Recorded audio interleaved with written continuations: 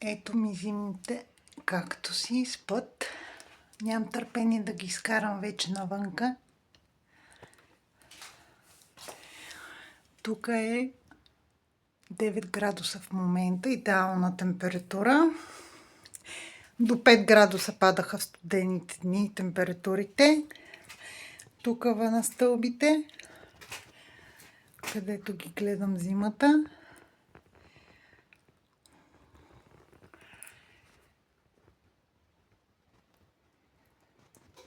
Много са ми добре кактусите.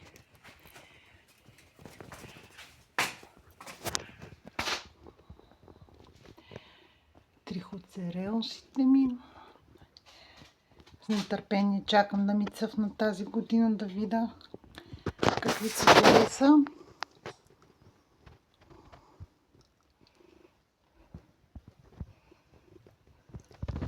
Всички са ми пресадени в нова почва с пемза, вулканична лава,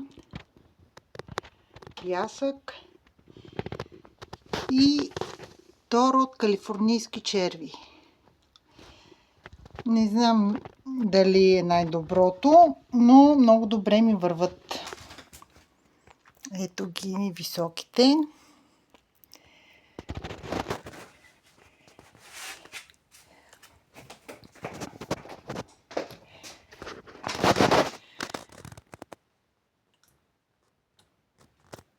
Още един месец и мисля да ги изкарвам.